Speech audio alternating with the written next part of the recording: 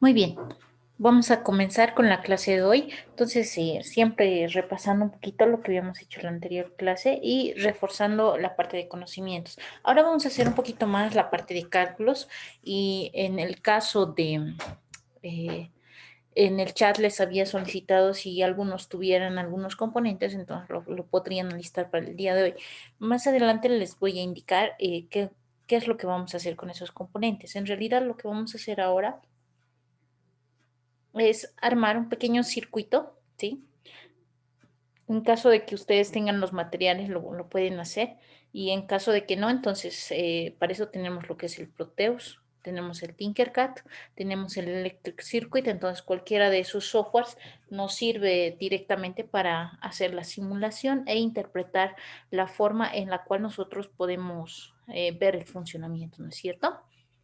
Ok, entonces, por ejemplo, acá vamos a recordar un poquito, ¿sí? Habíamos hablado de lo que es el transistor como tal, ¿sí? Este es el transistor.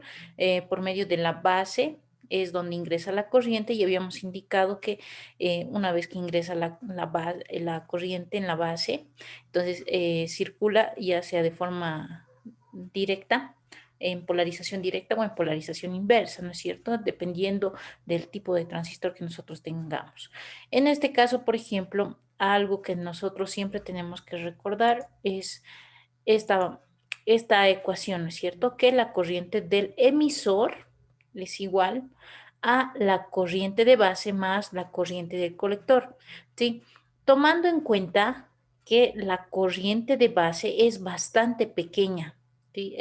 Es muy pequeña la corriente de base. Si ustedes se acuerdan, la anterior semana habíamos realizado lo que es unos pequeños circuitos relacionados con lo que es la parte de ganancia, ¿no es cierto? La parte de ganancia de la corriente de base y la ganancia de la corriente del colector, ¿sí? Entonces, la suma de ambos forma lo que es la corriente del emisor. En este caso, por ejemplo, cuando nosotros tenemos la corriente del emisor, se dice que es bastante similar a la corriente del colector. ¿Por qué? Porque la corriente de la base es demasiado pequeña a comparación de lo que es la corriente del colector. Y por eso se dice que aproximadamente la corriente del colector es la misma que la corriente del emisor. Ahora también tenemos que conocer, por ejemplo, que la corriente del colector, ¿sí? Es igual a beta veces la corriente de la base. Es lo que habíamos hecho la anterior, ¿se acuerdan? Hemos encontrado el valor de la ganancia y esto es lo que hemos obtenido. Ok. Algunos elementos que tenemos que recordar es las características de lo que es la ley de Kirchhoff, ¿sí? La ley de Kirchhoff que nos dice que la corriente de base va a circular, ¿sí? Ya sea de forma directa o de forma inversa. Ahora, en el caso de la ley de Kirchhoff, no se olviden que nos dice, ¿no es cierto?, que las corrientes que entran son iguales a las corrientes que salen. En este caso, la corriente de base, ¿sí?, es la que está entrando y quienes están saliendo, la corriente del colector y del emisor.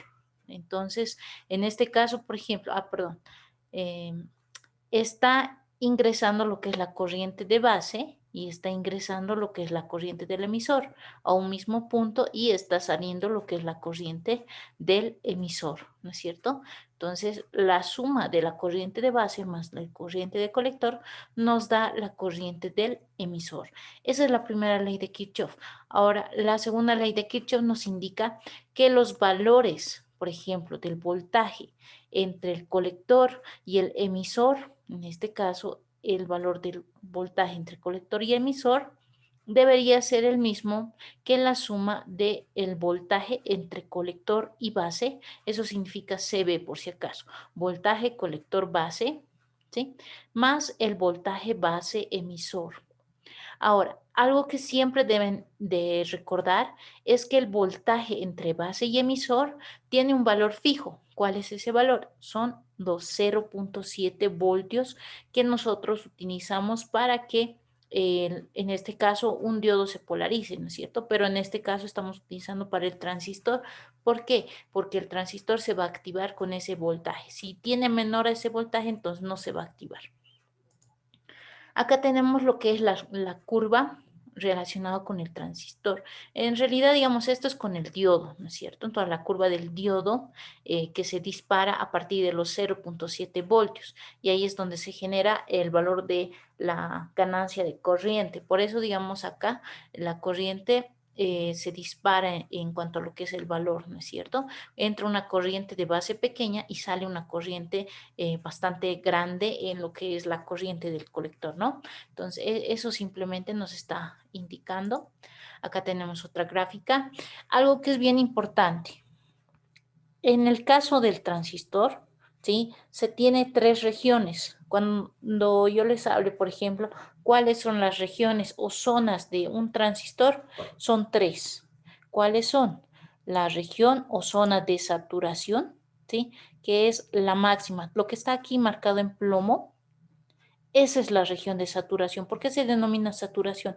Porque es el máximo valor que yo voy a obtener en lo que es la corriente del colector. ¿Sí? Eso se tienen que acordar. El valor de la corriente máxima del colector es la región de saturación. Luego tenemos la región de corte. ¿Cuál es la región de corte? Si ustedes se fijan acá, el valor es menor a lo que son 5 miliamperios, es decir, que es bastante bajita. Este sector de plomo, que es la parte inferior, donde dice región de corte, ¿sí? Se refiere a que la corriente es demasiado baja. Puede subir el voltaje, pero la corriente sigue siendo baja. Es decir, es un valor bastante bajo que se lo asimila a cero. ¿Sí? Por esa razón, digamos, cuando nosotros hablamos de la región de corte, entonces siempre vamos a hablar de corriente igual a cero, en lo que es la corriente del colector. Ahora, estos valores que ustedes ven acá, ¿no es cierto? Estas son las curvas que se generan. Aquí, si ustedes se fijan, sube un poquito y después se vuelve una línea recta. ¿Sí? Sube un poco, se vuelve una línea recta. ¿Qué son estos valores? Estos valores que tenemos acá son la corriente de base, ¿sí? Lo que está acá en en microamperios es corriente de base y lo que está acá, estos valores 5, 10, 15, etcétera, son los valores de la corriente de colector en miliamperios. ¿Ya? Entonces, ¿eso qué significa? Si yo tengo, por ejemplo, según este recuadro, una corriente de base de 50 microamperios, a un voltaje aproximadamente de 10 voltios, ¿cuánto va a ser mi corriente de colector? ¿Quién me dice? Tengo una corriente de base de 50 microamperios y tengo un voltaje de 10 voltios en el emisor.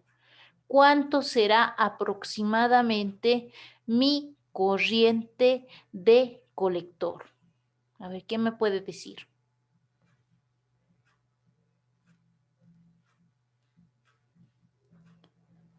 ¿Se entiende la pregunta, chicos?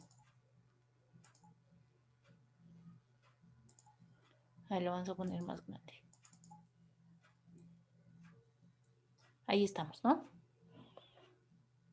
Otra vez les repito la pregunta.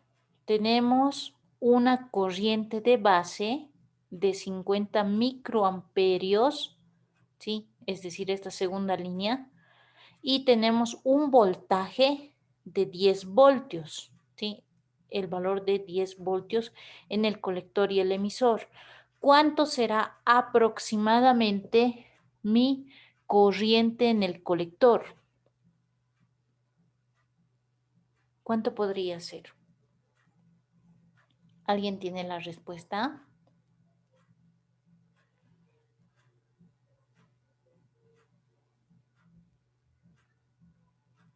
Ya.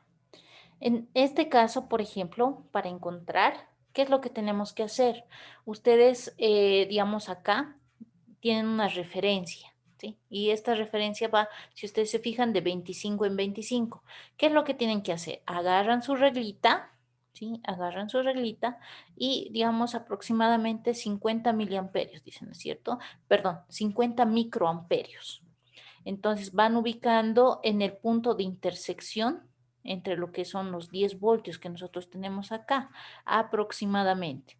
Y hacemos una traza horizontal y vamos a ver más o menos a dónde corresponde. Si ustedes se fijan, entre el valor de 5 y de 10 hay un valor de espacio, ¿sí? Hay un espacio y ese es el valor de intersección entre lo que es la corriente del colector, en este caso asignada para 50 microamperios. ¿Eso qué significa? Que si el valor está en esa línea recta, donde cae con 10 voltios, entonces nosotros trazamos esa línea y aproximadamente, si ustedes se fijan, se acerca a 10. Entonces debe ser más o menos unos 9 miliamperios, ¿sí? 9 miliamperios. ¿Cómo yo me doy cuenta? Por la gráfica que nosotros tenemos acá. Es decir, haga los 10 voltios, entonces hacemos el trazado y se acerca al valor de 10. Entonces yo le puedo decir aproximadamente 9 miliamperios son el 9 miliamperios es el valor de la corriente del colector, ¿ya? Ahora hagamos otro ejemplo. Digamos que nosotros tenemos un caso de 50 microamperios, perdón, 150 microamperios para lo que es la corriente de base y tenemos aproximadamente digámoslo, un valor de 12 voltios, de 12 voltios. Entonces, aproximadamente, ¿cuánto será el valor de la corriente del colector? ¿Cuánto será? Tengo 150 microamperios en lo que es la corriente de base y tengo 12 voltios. ¿Cuánto será aproximadamente el valor de lo que es la corriente del colector? ¿Quién me dice? 27, a ver, hagamos el trazado. Sí, podría ser. Estamos acá, ¿no? Más o menos 26, 27 podría ser. Sí, está muy bien. Gracias, Carlos. Está correcto. Entonces, esa es la forma en la cual nosotros encontramos los valores utilizando la gráfica. Pero ustedes dirán, ¿y dónde encontramos esta gráfica? Esta gráfica mayormente se encuentra en los datasheets de los componentes. Si nosotros colocamos el nombre de algún componente y encontramos una gráfica similar a esta, entonces es para ese tipo de lecturas, para tener una referencia, ¿sí? En el cual nosotros podemos detectar de forma teórica un valor aproximado para los cálculos que necesitamos hacer. Ahorita vamos a hacer los cálculos, no se preocupen. ¿Ya? Eso sería, por ejemplo, lo que es la región de corte, como ya les he indicado, la parte en la que la corriente aproximadamente va a ser cero, ¿sí? La corriente del colector va a ser cero. En la región de saturación, la corriente del colector va a ser el valor máximo. Pero aparte de esas dos regiones, hay otra que es todo lo que se encuentra acá en amarillo y se llama región activa. ¿Por qué se llama región activa? Porque no es el máximo valor que nosotros tenemos, pero tampoco es el mínimo, ¿sí? Entonces, hagan de cuenta que ustedes abren el grifo de su pila de casa, ¿no es cierto? Entonces, cuando abren el grifo, ¿qué sucede? Si ustedes abren toda la llave, entonces va a salir todo el agua que puede circular en ese momento. Entonces, hagan de cuenta que esa agua que está circulando es la corriente y la llave que nosotros tenemos es el transistor. Si ustedes abren al máximo, están provocando lo que es la región de saturación. O sea, hasta abren el grifo hasta que ya no se pueda abrir más. Esa es la región de saturación. Luego, si ustedes lo cierran, entonces obviamente ya no va a circular nada de agua. Entonces, esa agua que ya no circula, si ustedes se dan cuenta, llegaría a ser la corriente en un valor de cero. ¿Por qué? Porque no está saliendo corriente, ¿no es cierto? Pero si ustedes no ponen ni en el máximo ni en el mínimo, ¿qué están haciendo? Están colocando en la región activa. Es decir, que no es el máximo valor, pero tampoco es el mínimo valor. ¿Ya? A eso denominamos región activa. Y esas tres son las regiones en las cuales, dependiendo del tipo de uso, nosotros trabajamos de forma normal. ¿Ok? Ok, vamos a continuar. Ahí tenemos, ¿no? Entonces aquí está lo que es la región de corte, ¿sí? La región lineal activa, la región de saturación y hay otro elemento que se llama región de ruptura, pero esto mayormente no se lo denomina mucho porque es cuando, por ejemplo, tu componente te dice máximo puede soportar hasta 1 amperio, pero tú lo fuerzas y lo pones, por decirte, a 1,5 amperios, pensando que no se va a dañar, pero ocurre, como el máximo es hasta 1 amperio, entonces si tú le pones más de 1 amperio, inclusive si le pones 1 amperio a tu componente, entonces va a llegar a un punto en el cual ya va a dejar de funcionar, es decir, que internamente se va a dañar. Y eso se llama región de ruptura, que a veces ocurre por diferentes motivos, como les había indicado las clases pasadas, cuando nosotros tenemos transistores de potencia, necesariamente utilizamos disipadores. ¿Por qué? Porque estos componentes soportan una cierta temperatura y si nosotros excedemos esa temperatura, entonces llegamos a dañar el componente. Ok.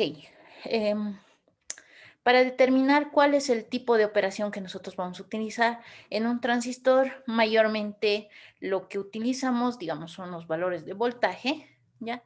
Acá lo principal que quiero que sepan es este valor, el punto entre lo que es el voltaje de base y el voltaje del emisor es de 0,7 voltios, ¿ya?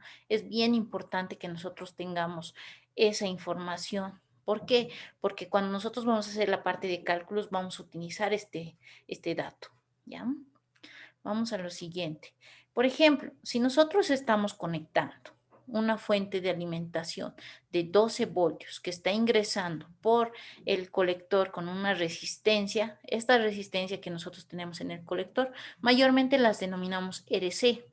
La resistencia que se encuentra en la base la denominamos RB y la resistencia que se encuentra en el emisor lo denominamos RE.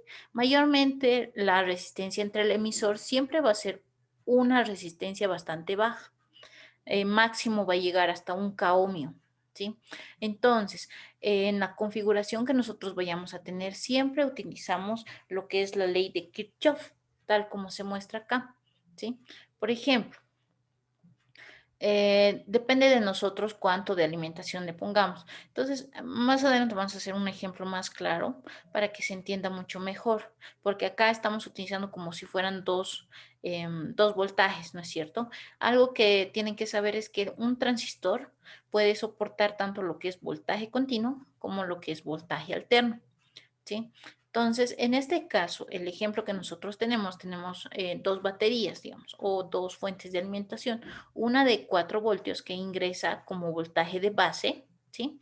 Que es tensión continua, y luego ingresa por donde es la resistencia de base, ¿ya?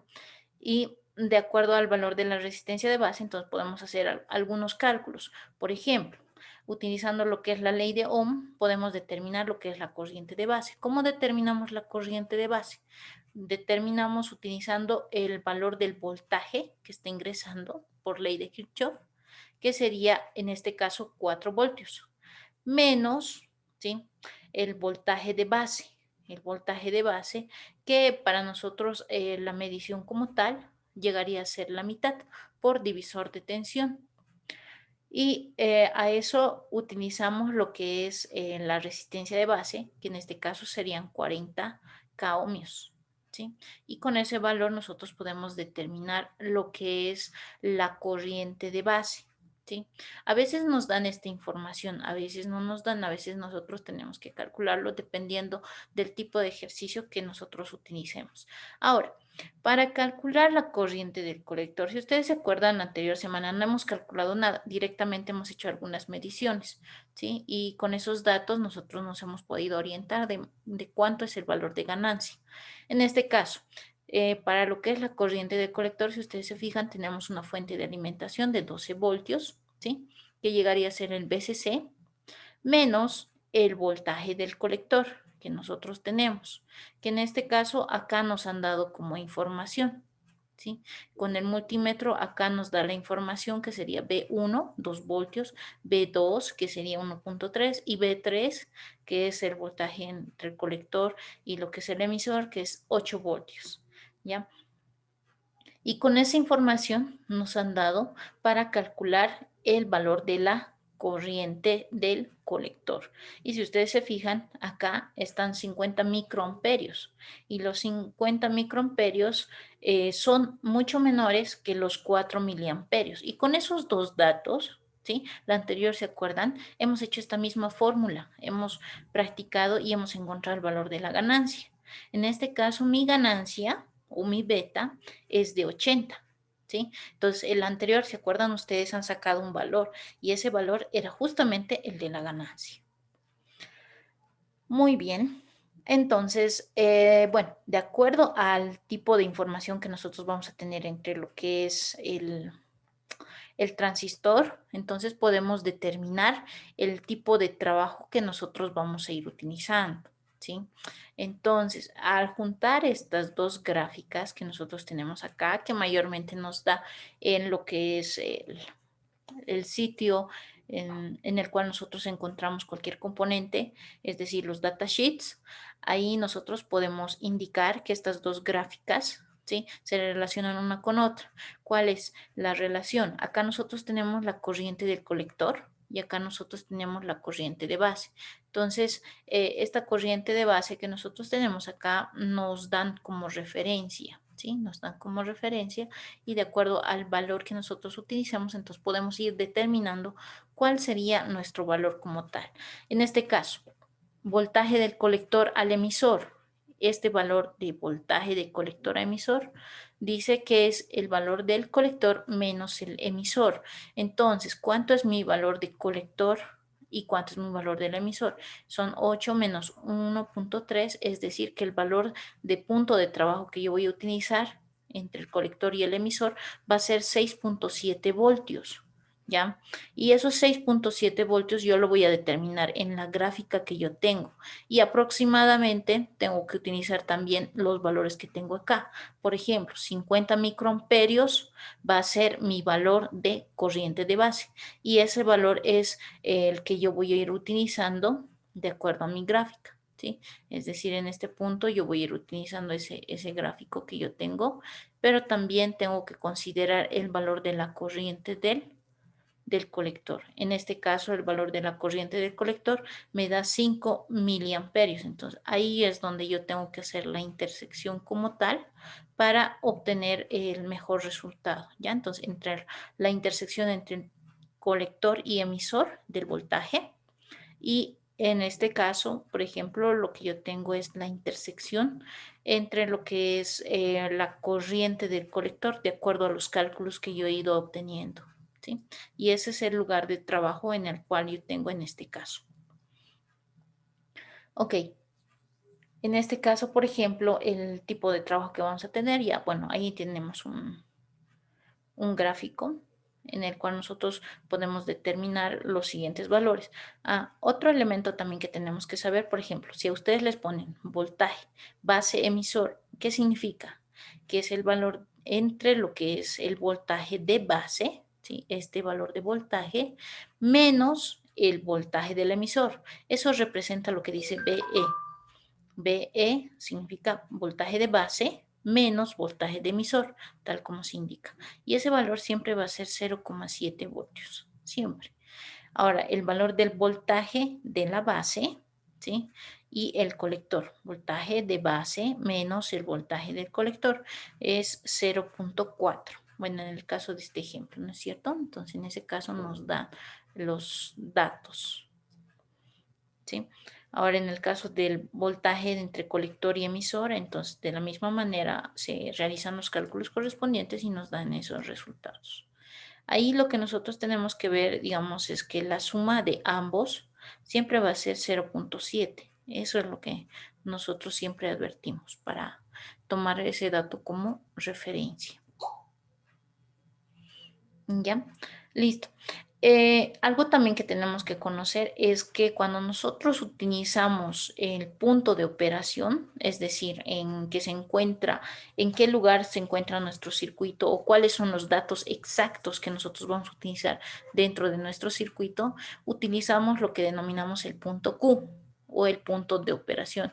Cuando ustedes vean una Q como un subíndice, les están diciendo que nosotros estamos utilizando ese punto de operación.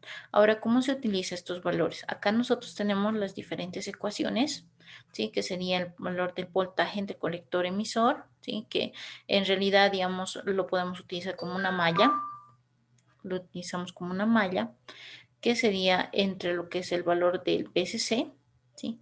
Menos la corriente del colector por la resistencia del colector, es decir, esta resistencia. Acá tenemos nosotros una malla en la cual nosotros activamos de acuerdo al voltaje que nos indica, ¿no? Entonces, en este caso, el voltaje de entre el colector y emisor sería esta malla. ¿Y aquí va a ser igual?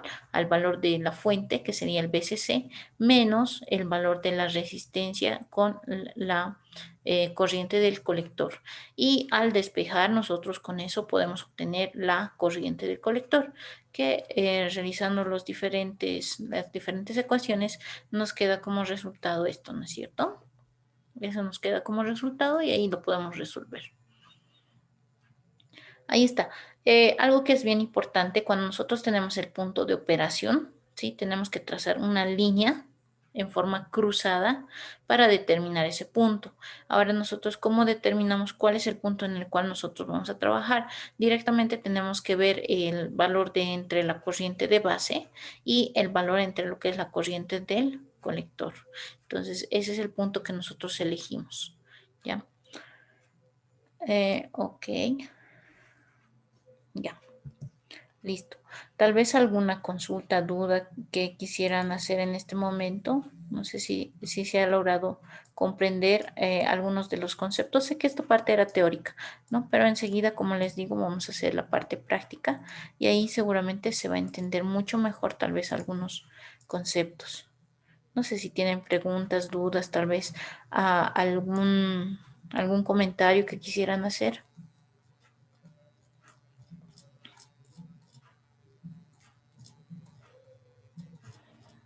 Ya, ok. Creo que no hay, ¿no? ¿No es cierto?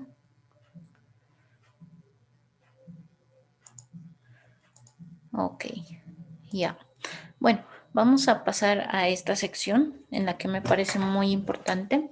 Este documento se los voy a subir a lo que es la plataforma, ¿sí? Y ahí lo que quiero que hagan en este momento, por ejemplo, es realizar este circuito, ¿ya?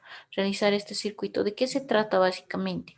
Se trata de que ustedes van a utilizar lo que es un sensor de tipo LDR, ¿sí? LDR. Entonces, qué es este sensor? Es una resistencia dependiente de la luz. ¿Eso qué significa? Que cuando nosotros lo vamos a iluminar, no va a tener luz que esté cubriendo a este componente, entonces va a subir o va a bajar la resistencia, dependiendo cómo nosotros lo vayamos utilizando. Para eso entonces simplemente requerimos lo que es un transistor cualquiera, que es de tipo NPN, ¿sí? Que es este. Puede ser cualquiera de los transistores que hemos hablado anteriormente. Necesitan un diodo LED, una resistencia de 470 ohmios, ¿sí? Y necesitan lo que es un potenciómetro de 10K ohmios y una resistencia fija de 10K ohmios para lo que es este circuito. Ahora ustedes dirán, pero ¿qué valor es BS? BS puede variar entre 9 y 12 voltios. Entonces ustedes ya definen cuánto va a ser BS. ¿Y qué es lo que debería de suceder?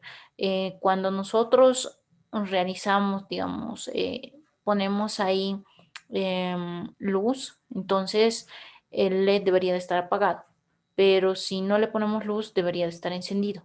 Entonces, de esa manera actúa este circuito, ¿sí?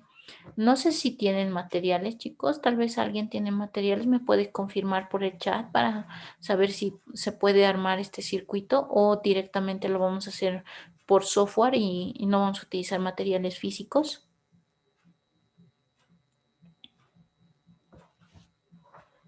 ¿Me pueden confirmar, por favor, chicos?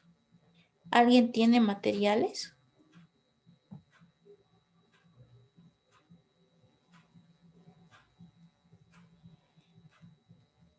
Chicos.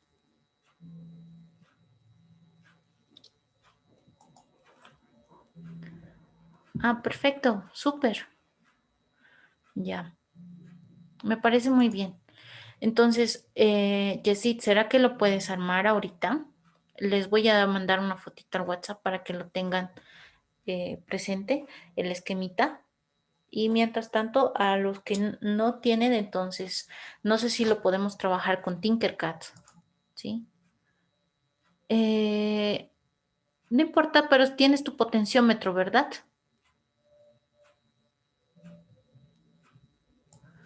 O potenciómetro de cuánto tienes o resistencias de cuánto tienes, Carlos.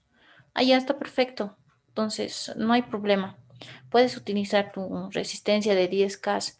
Ahora, si es que tienes de otro valor, también no va a haber mucho problema. ¿Sí? El potenciómetro te va a ayudar a variar ese valor. Pero si tienes, por ejemplo, una resistencia de otro valor, también te sirve. ¿Sí? A ver, lo intentaremos armar, chicos, ¿sí? Más que todo aquellos que lo tienen físicamente para hacer la prueba. Considero que no está tan complicado. Pueden utilizar también una batería en vez del valor de voltaje, si en caso de que no tengan una fuente de alimentación, pero mucho mejor si lo hacen con una fuente. Yo les digo que funciona mucho mejor con una fuente. Ya. Y luego de aquello, entonces mientras van armando, vamos a ir preparando la parte de lo que es la parte de cálculos. Ya, pero sí me encantaría que lo armen este circuito. A ver, vamos a ver quiénes más están acá. Gabriela, ¿tú tienes materiales? ¿No tienes?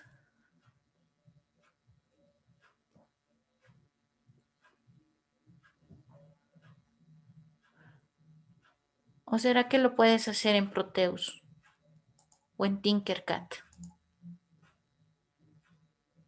¿Cuál utilizas más?